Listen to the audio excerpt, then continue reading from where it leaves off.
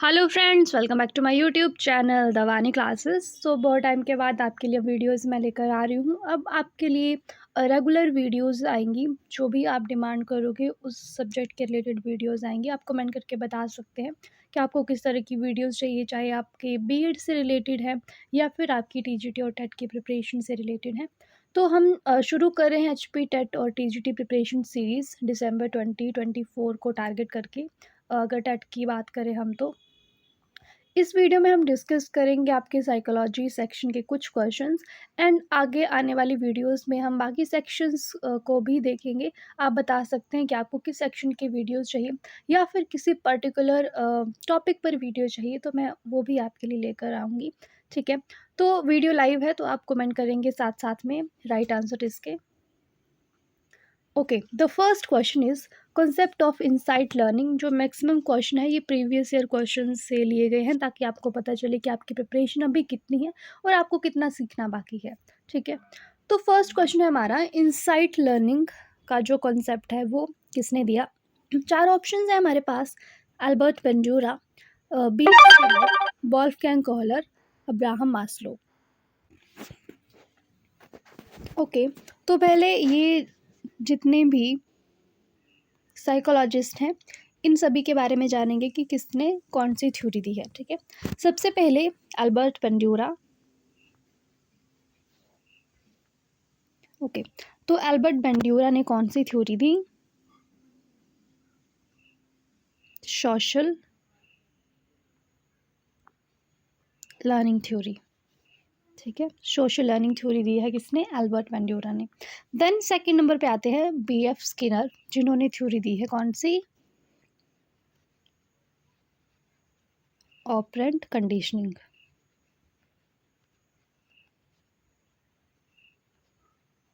Okay, operant conditioning. Then Wolfgang Kohler. So Wolfgang Kohler जो हैं उन्होंने ही थ्योरी दी है हमारी इनसाइड लर्निंग की। सो राइट आंसर हो गया हमारा कौन सा? Option C. ठीक है, अब्राहम मास्लो के बारे में भी देख लेते हैं। अब्राहम मास्लो ने दी है कौन सी theory? Theory of hierarchy of needs. ठीक है, इस थ्योरी से भी क्वेश्चन पूछा जाता है आपको, हायरार्की ऑफ नीड्स से भी। Okay, so right answer is option C. चलेंगे नेक्स्ट क्वेश्चन पर। Okay, next question is who propounded two factor theory of intelligence. Intelligence की टू फैक्टर थ्योरी जो है वो किसने दी है? बहुत बार क्वेश्चन रिपीट होता है ये भी। स्पेयरमैन, थॉर्नडाइक, थर्स्टन और द बिने। ठीक है, सो राइट आंसर इज स्पेयरमैन। ठीक है, जिस थ्योरी में दो फैक्टर्स के बारे में उन्होंने बात की थी, जी factor and the S factor, general and the specific factor. Okay. Question number 3. The process of learning by watching and imitating the behavior of others is referred to as. Learning का वो process जब हम किसी को देख के सीखते हैं या फिर किसी को इमिटेट करके सीखते हैं।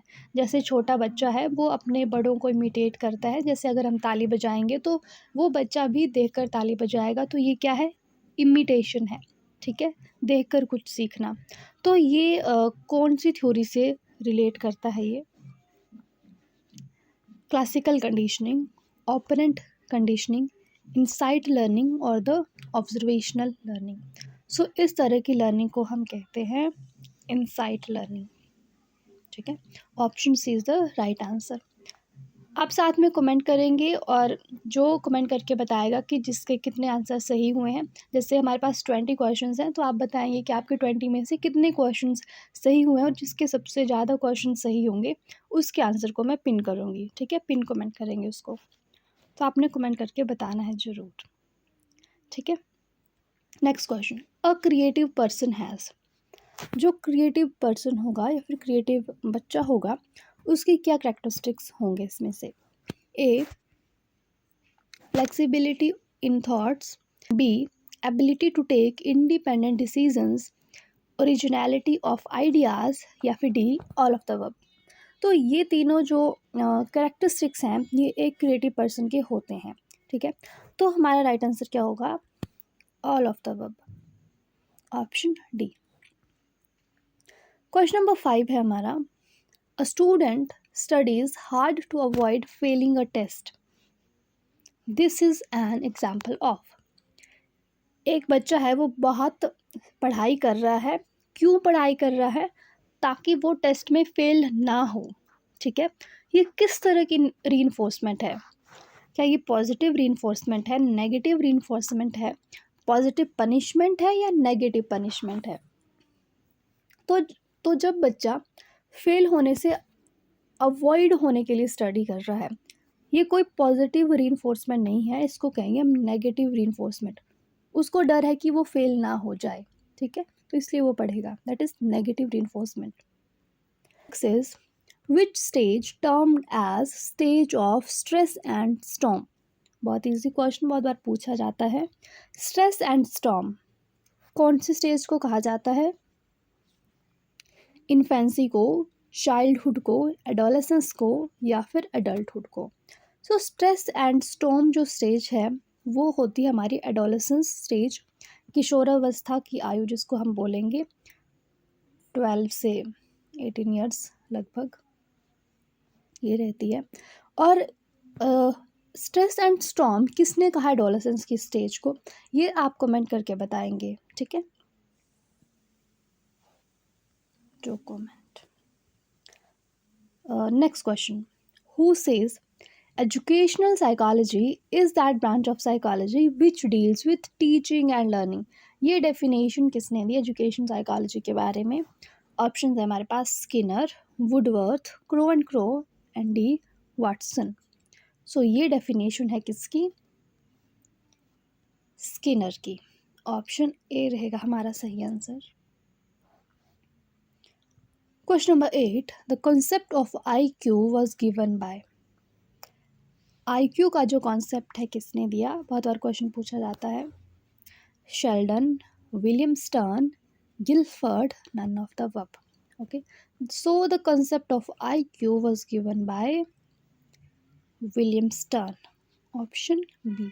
और IQ से रिलेटेड क्वेश्चन आपसे पूछा जाता है, IQ फॉर्मूला बहुत बार पूछा जाता है और बहुत बार हम डिस्कस भी कर चुके हैं। सो IQ formula is mental as divided by chronological S multiply by 100, ठीक है। तो क्वेश्चन में आपको मेंटल एज दी होगी कि मेंटल एज क्या है, क्रोनोलॉजिकल एज होती है एक्चुअल एज जो है वो, इनको डिवाइड करके मल्टीप्लाई करते हैं 100 से और आपका IQ कैलकुलेट हो जाता है। Next question is the interest of an individual are influenced by. किसी भी इंडिविजुअल के जो इंटरेस्ट हैं वो किससे इन्फ्लुएंस होंगे? इंटेलिजेंस से, फैमिली एनवायरनमेंट से या फिर पीयर ग्रुप से या फिर all of the above. So interest जो हैं वो सबसे इन्फ्लुएंस हो सकते हैं, इसीलिए इसका राइट आंसर होगा हमारा कौन सा option? Option D, all of the above. Okay, question number 10, which of the following is measure of central tendency? इनमें से सेंट्रल टेंडेंसी का मेजर क्या है? रेंज, स्टैंडर्ड डेविएशन, वेरिएबिलिटी या फिर मीन? ओके, तो सेंट्रल टेंडेंसी के जो मेजर हैं वो होते हैं मीन, मीडियन एंड मोड, ठीक है, ये सेंट्रल टेंडेंसी के मेजर हैं। तो राइट आंसर इसमें से जो मीन है वो है हमारा यहाँ पे, तो option D is the right one, mean, ठीक है। Question number 11, country Ivan Pavlov कौन सी कंट्री से बिलोंग करते थे? Germany, Russia, England, D America. So Pavlov belongs to Russia, option B, ठीक है, रशियन साइकोलॉजिस्ट थे वो। और इवान पावलोव की थ्योरी ऑफ क्लासिकल कंडीशनिंग, बहुत easy theory. Question number 12, which psychologist is known for his research on the effects of observational learning and aggression in children? कौन से psychologist है जिन्होंने ऑब्जर्वेशनल लर्निंग और एग्रेशन के effect के बारे में स्टडी की? Abraham Maslow, Sigmund Freud, Albert Bandura, D John Watson.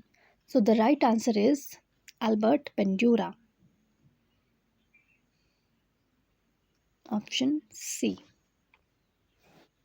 Question number 13. Gestalt means, बहुत और क्वेश्चन पूछा जाता है कि गेस्टाल्ट का क्या मीनिंग है? इल्यूजन, परसेप्शन, एनवायरनमेंट या फिर होल. सो गेस्टाल्ट मीन्स होल. ठीक है. और गेस्टाल्ट साइकोलॉजिस्ट भी थे जिन्होंने गेस्टाल्ट थ्योरीज भी दी हैं, जिसमें से इनसाइट थ्योरी ऑफ लर्निंग भी एक थ्योरी है. ठीक है. Okay, question number 14. Who among the following is a famous psycholinguistic? Psycholinguistic कौन है इनमें से? Gardner, Allen Newell, A Simon, Noam Chomsky. So psycholinguistic इनमें से एक है नॉम चॉम्स्की. ठीक है. Option D. Question number 15. Development is a process. Development जो है, विकास जो है, वो किस तरह का प्रोसेस है? स्प्लिट, कॉन्टिन्यूअस, होल या फिर D broken. Growth and development से भी क्वेश्चन पूछा जाता है. सो डेवलपमेंट जो है वो कॉन्टिन्यूअस प्रोसेस है, निरंतर चलते रहने वाली प्रक्रिया है, जबकि जो ग्रोथ है वो कॉन्टिन्यूअस नहीं है, वो एक समय पर रुक जाती है, बल्कि जो डेवलपमेंट है वो जीवन पर्यंत चलती रहती है. ठीक है. Question number 16.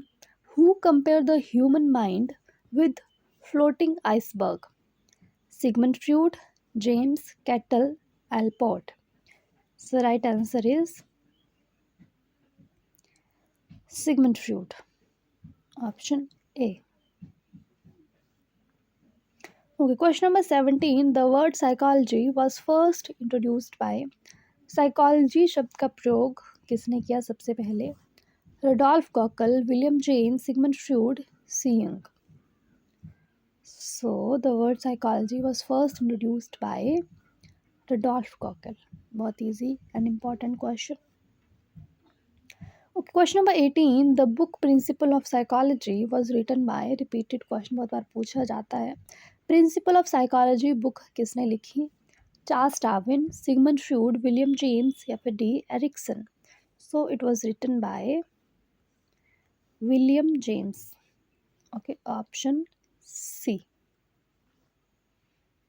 Question number 19. The laws of learning given by. Learning के लॉज जो हैं वो किसने दिए हैं? कोहलर ने, स्किनर ने, वाटसन ने या फिर थॉर्नडाइक ने.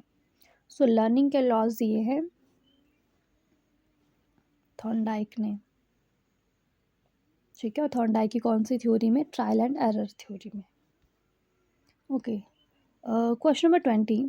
Which type of memory is involve in remembering specific life events and personal experiences? कौन सी तरह की मेमोरी इन्वॉल्व है जब हम किसी स्पेसिफिक लाइफ इवेंट्स को याद करते हैं? ठीक है. जैसे प्रोसीजरल मेमोरी है, इम्प्लिसिट मेमोरी, एपिसोडिक मेमोरी या फिर D semantic memory. So it is episodic memory. Option C is the right answer. ठीक है. So guys that's all for this video. 20 questions हमने इस वीडियो में डिस्कस किए. आपको कमेंट करके बताना है 20 में से कितने क्वेश्चंस आपको आपके सही हुए. और बहुत ही इजी लेवल था इन क्वेश्चंस का. आगे आगे हम इसका लेवल भी थोड़ा डिफ़िकल्ट करते जाएंगे, क्योंकि अभी शुरुआत है तो इजी से शुरू करेंगे हम. एंड आपको कौन सी वीडियोस चाहिए आप कमेंट करके बता सकते हैं. अपने फ्रेंड्स के साथ भी शेयर करना. चैनल को सब्सक्राइब नहीं किया तो प्लीज़ सब्सक्राइब करके जाना. Thank you so much for watching. Bye bye. Take care.